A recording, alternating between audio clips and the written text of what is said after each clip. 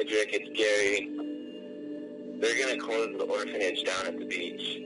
I think that they're just going to throw the kids out onto the street.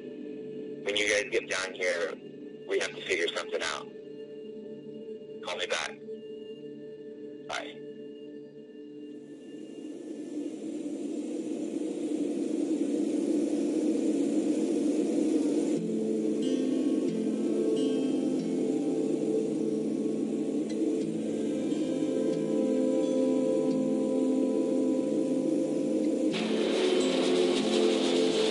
I was born in Haiti and spent the first 16 years of my life living there.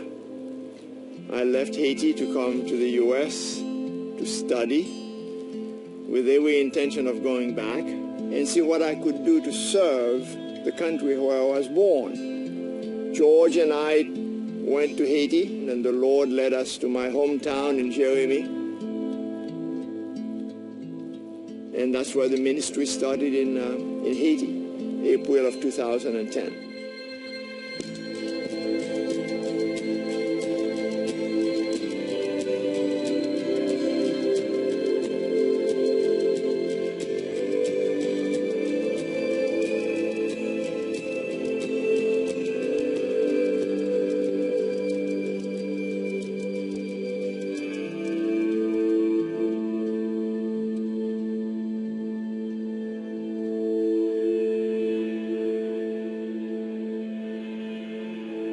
Well, the problem is tremendous poverty and generally bad government that is not doing anything to address the problems. And then there's this orphanage that the authorities in Jeremie had gone and verified that the conditions were intolerable. So Gary called me and said, they're going to close the orphanage. And that's when I called the judge and I asked him, what's going to happen to the kids?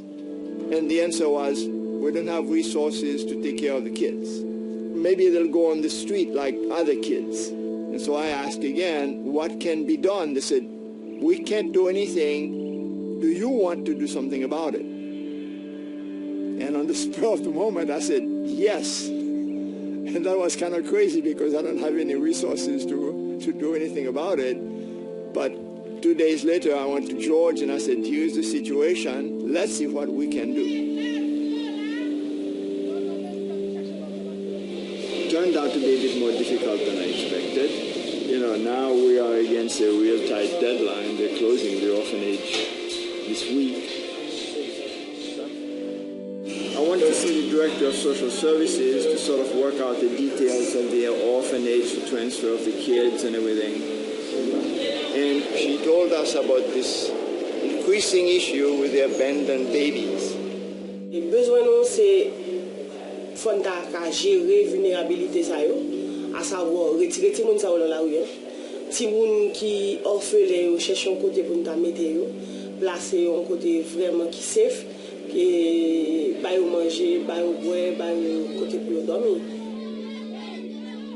Tomorrow she wants to give us 2 abandoned babies and 3 orphans that are not even part of the group in the orphanage. So now we have the Rock Orphanage in Jeremie, Haiti. Yeah. Wonderful. And that's where we are right now. We have a house. People frantically building bunk beds. All inside needs to be repainted. Needs to have some repairs done to it. And we're trying desperately to make it ready to get the kids. And we have some wonderful people already. Jacob and Celia dropping everything they were doing to start today to be here and take care of the kids. And it's really heartwarming. Got our first 3 kids coming to the orphanage. Don't know quite what to expect, but we're praying it's going to be a great new season for these kids as they get a real home and a real family. And who knows what God's going to do with their lives. So pretty excited right now.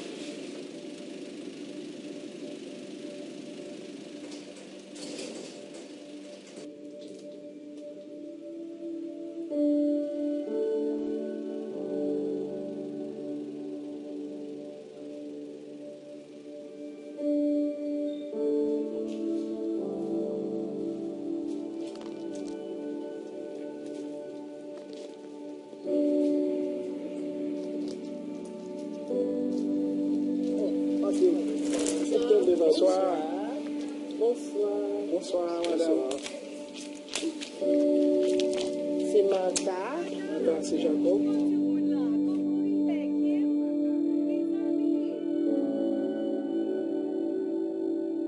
The kids probably have very mixed emotions right now. They probably don't know what to expect.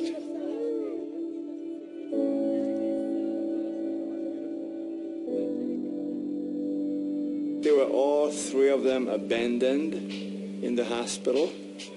But now, by God's grace, they have a permanent home. And I just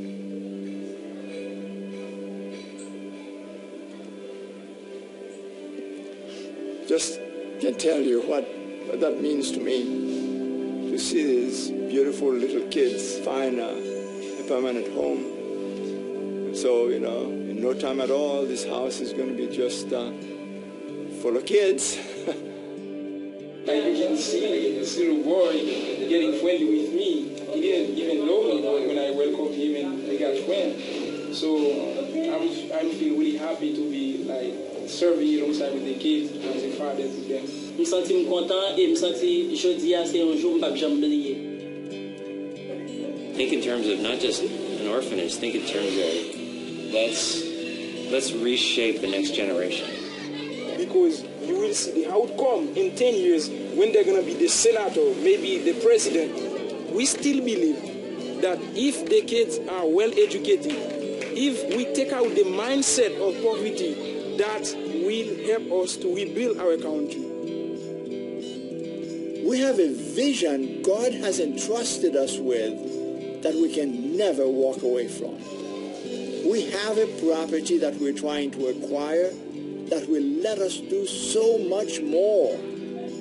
This property has a school, it has a church building, and it has housing that will allow us to take in many more kids, to change the trajectory of more lives. But we can't do it without you. We're asking you to pray. We're asking you to give.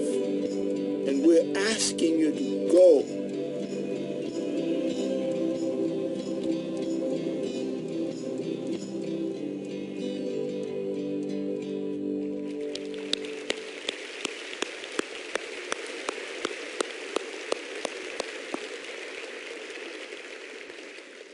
This is how this scripture that we're studying today really comes to life. When you realize as one person, you can begin to turn the tide. I remember sitting there when those three kids came in, and one of the guys turned to me and said, the trajectory of these kids' lives just changed. Just because one guy said, yes, we'll make a difference. I'll be a difference. One person said, God, here's my life. Would you use me to be a blessing? And I can tell you, as I've seen my dad over the last few years get involved with the ministry here at the Rock and what we're doing in Haiti, he has just come alive. God's just blessed. He is living in the sweetest season of his life. And that's God's heart for us. God isn't trying to get stuff from us. God's trying to open us up so he can pour more into us. But we're just so clamped down, so fearful, and we let fear run our decision-making. We let fear that the bills aren't going to get paid, and God, I don't have time, and God, I don't have this. And God says, I know you don't have it. That's why I want you to open yourself wide open so I can fill you with all of that, so that your life can start to be a blessing to multitudes around you. By God's grace, that we've grown from 3 kids to 18 kids now at the Rock Orphanage in Haiti, your orphanage in Haiti.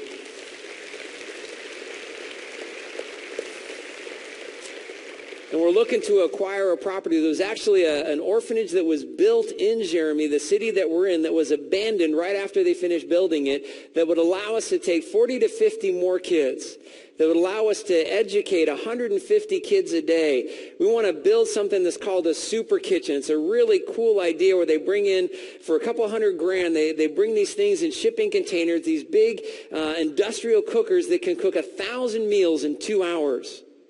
And we could feed 1,000 kids a day in Haiti. And this starts to break what's breaking Haiti. You know, the kids, they don't eat more than once every other day. And they come and they're so hungry that their brains are working. And even those that are fortunate enough to go to school, they can't learn because they're too hungry to learn. You imagine as the Rock Church, if we were to provide 365,000 meals a year, that starts to make a difference. That starts to make a dent. You start